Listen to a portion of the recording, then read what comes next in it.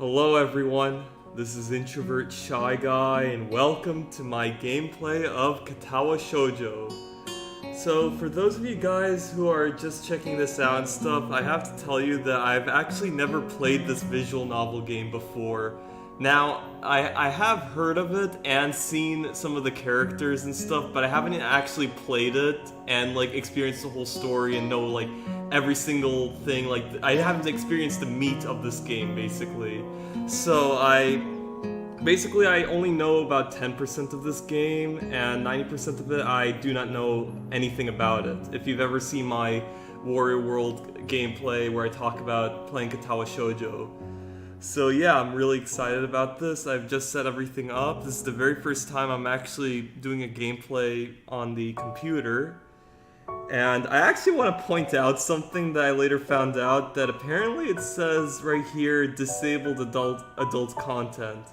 Now, I actually upload my gameplays and stuff on YouTube, and I'm honestly expecting this game to be at least PG-13-ish, I would say. I mean, I'm not expecting any full-on sex scenes or anything, so because if there are, then there's going to be some problems, because I cannot upload any of that sort on YouTube.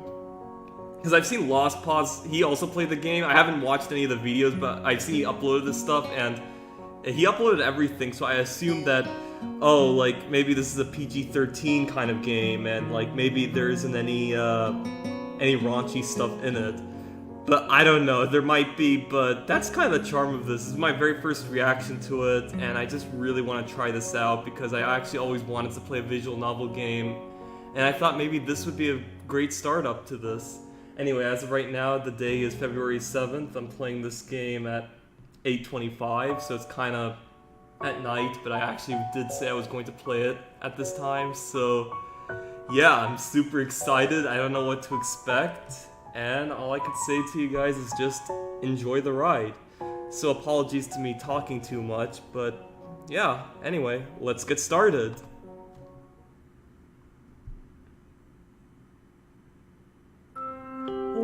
A light breeze causes the naked branches overhead to rattle like wooden wind chimes. This is a popular retreat for couples in the summer. The deciduous trees provide a beautiful green canopy, far out of sight of teachers and fellow students. But now, in late winter, it feels like I'm standing under a pile of kindling. I breathe into my cupped hands and rub them together furiously to prevent them from numbing in this cold. Just how long am I expected to wait out here anyway? I'm sure the note said 4 o'clock p.m. Ah yes, the note slipped between the pages of my math book while I wasn't looking.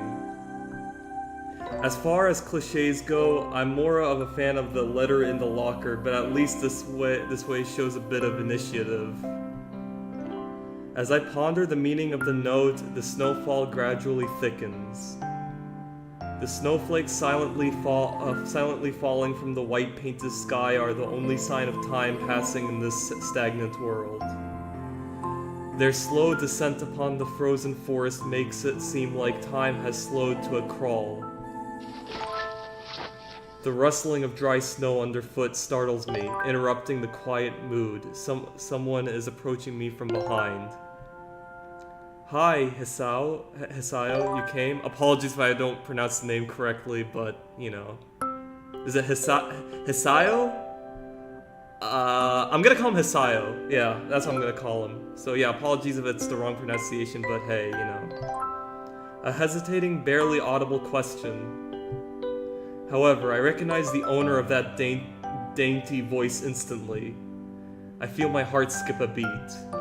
It's a voice I've listened to hundreds of times, but never as more than an eavesdropper to a conversation. I turn to face this voice, the voice of my dreams, and my heart begins to race.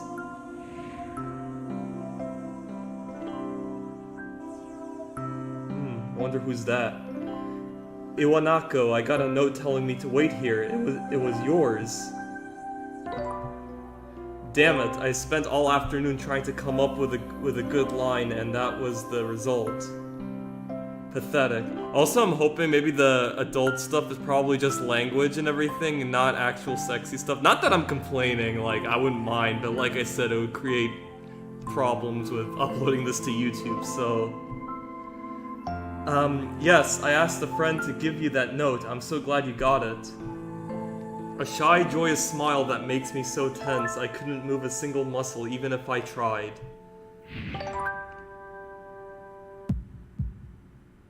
Uh-oh. My heart is pounding now, as if it were trying to burst out from my chest and claim this girl for itself. I'm gonna move this arrow just right. Oh, I can't. Thought if I could move it to the black space, but oh well. So, here we are, out in the cold. Once again, the wind stirs up the branches. The cacophonous noise is music to my ears. Cacophonous? Never heard of it. Iwanako flinches ever so softly against the gust of wind. As it passes, she rights herself as if supported by some new confidence. Her eyes look with mine, and she lazily twirls her long dark hair around her finger. All the while, the anxious beating of my heart grows louder. My throat is tight. I doubt I could even force a word out of it if I tried. You see, I wanted to know if you'd go out with me. Oh, joy. I stand there motionless, save for my pounding heart. Now the pounding heart I know is coming next. I want to say something in reply, but my vocal cords feel like they've been stretched beyond the breaking point. Hisayo? I reach up to try to massage my throat, but this only sends spikes of blinding pain along my arms. He's having a heart attack. Hisayo? My whole body freezes, save for my eyes, which shoot open in terror. Oh man, I feel bad for this guy. Hisayo! The beating in my chest suddenly stops and I go weak at the knees. The world around me, the canopy of bare branches, the dull winter sky, Iwanako running towards me, all these fade to black. The last things I remember before slipping away are the sounds of Iwanako screaming for help and the incessant clatter of the branches above. Damn, that sucks.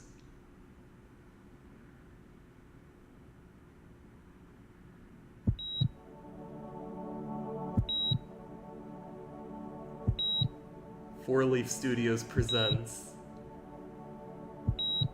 Katawa Shoujo.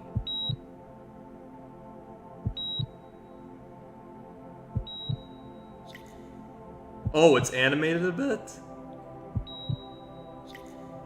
That's nice. But I think it's just some, like, small parts, I guess. It's not gonna be like Persona, you know?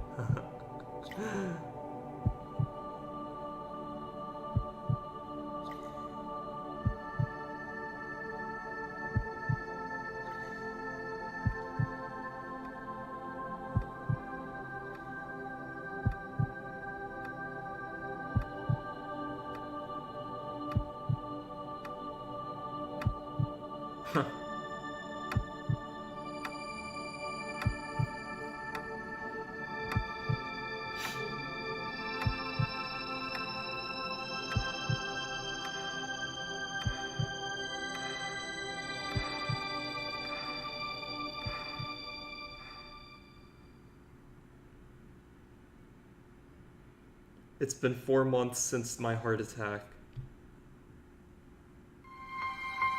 In that whole time, I can probably count the times I've left this hospital room unsupervised on one hand. For months, is a pretty long. 4 months is a pretty long time. I apologize. When you're left alone with your thoughts, so I have had plenty of time to come to terms with my situation. Just lowering this a bit.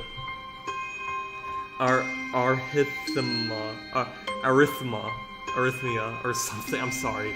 A strange word, a foreign alien one that you don't want to be in the same room with.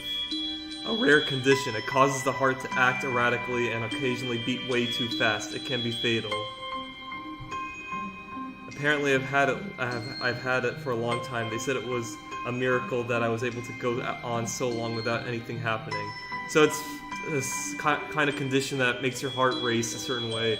I mean, I don't know anything. I don't know if this is the same thing, but my grandmother kind of went through a similar experience where her heart, or even also my uncle on my mom's side, where their hearts like beat, but it's not like the thump thump thump thump kind of beat, but it's like very like erratic, like say 3 times per minute or something like that. Like it's very erratic or something, but it's not like a heart attack, but it's just irregular beats, I would say. I think that's what I don't think it's the same thing, but I just like to just point something out, you know?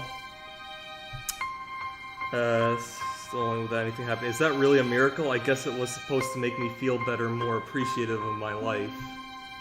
It really didn't do anything to cheer me up.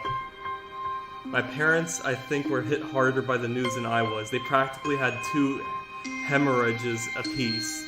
I had already had a full day by then to digest everything. To them it was all fresh.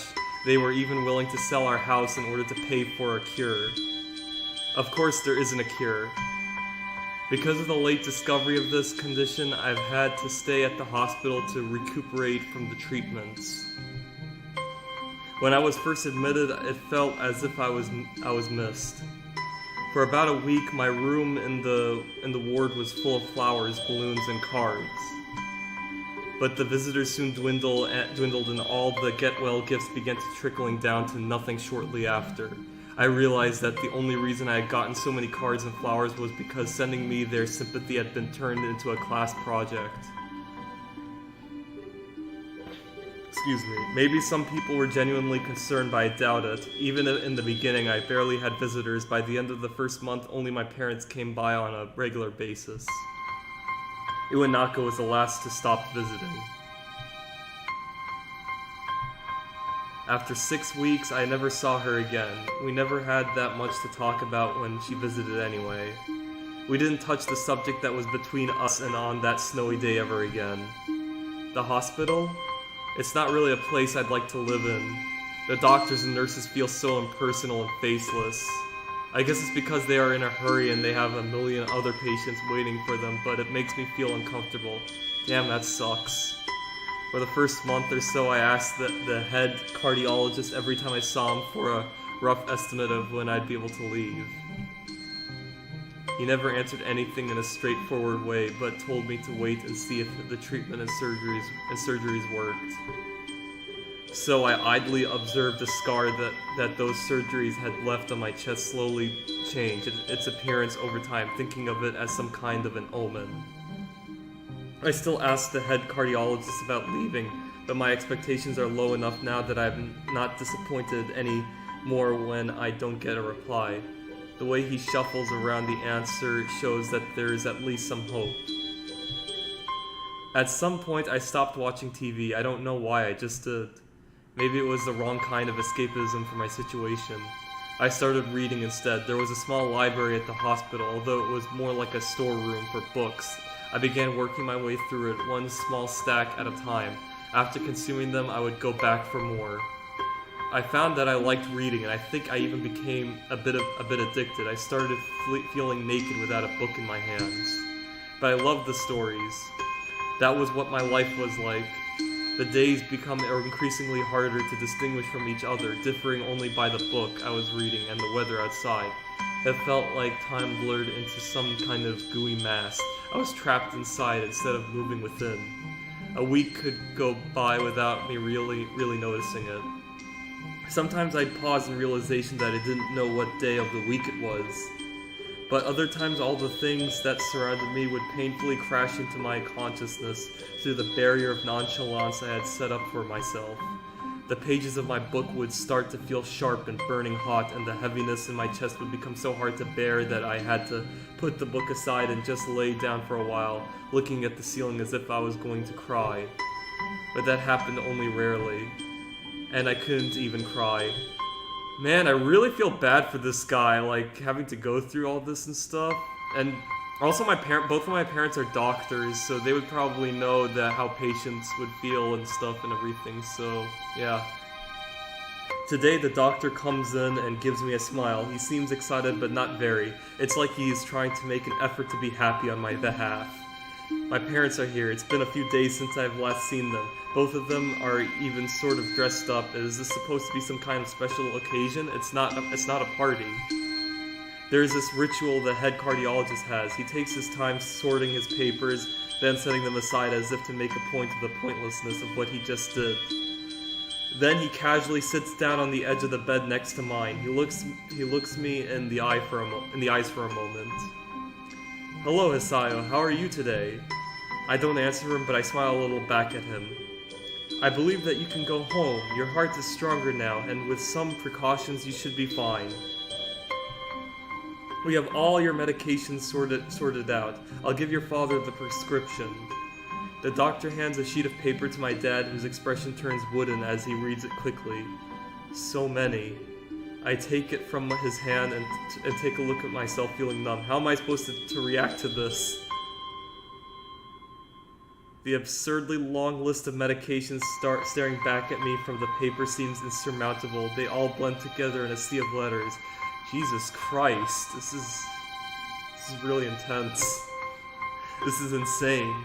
Side effects, adverse effects, contradictions, and dosages are listed line after line with cold precision. I try to read them, but it's so futile. I can't understand any of it. Attempting to only makes me feel sicker. I'm sorry about that.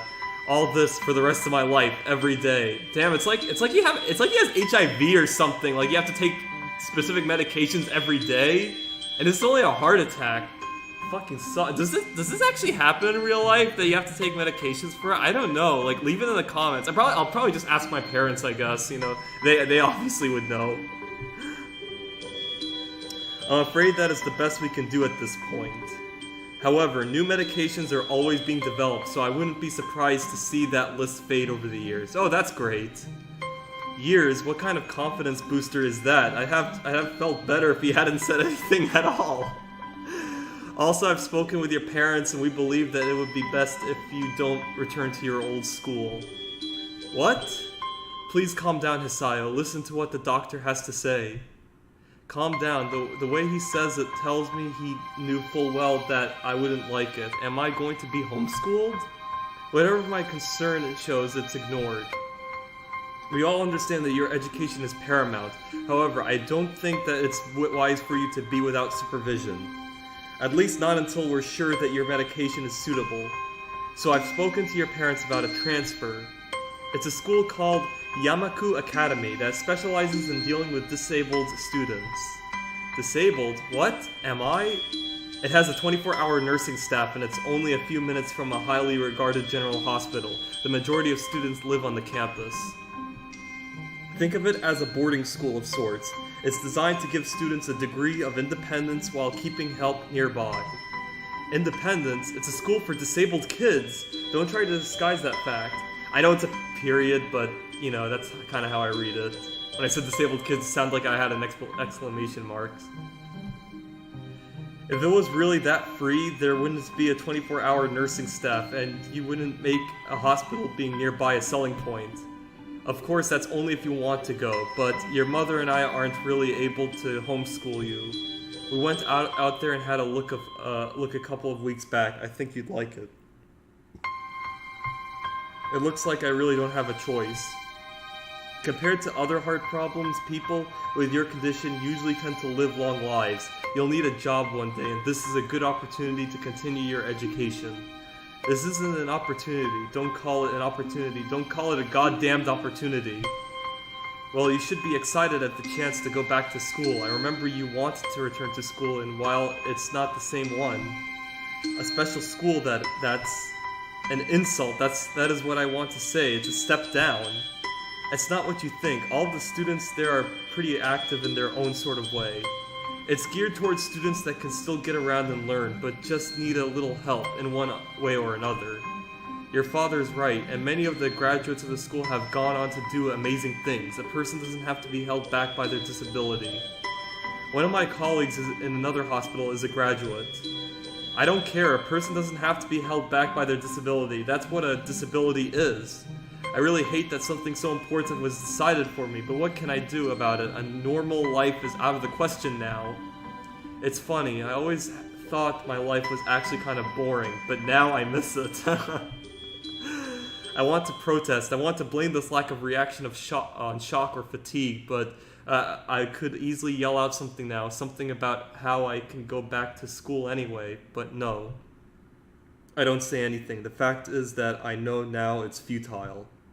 I look around the room, feeling very tired of all this. The hospital, doctors, my condition, everything. I don't see anything that would make me feel any different. There really isn't a choice. I know this, but the thought of going to a disabled school, what are those even like? As much as I try to put a positive spin on this, it's very difficult. But let me try. A clean slate isn't a bad thing.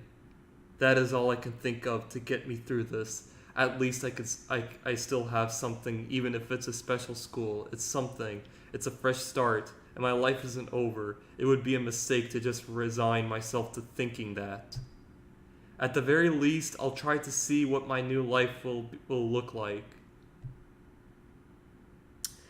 And here we go. It begins.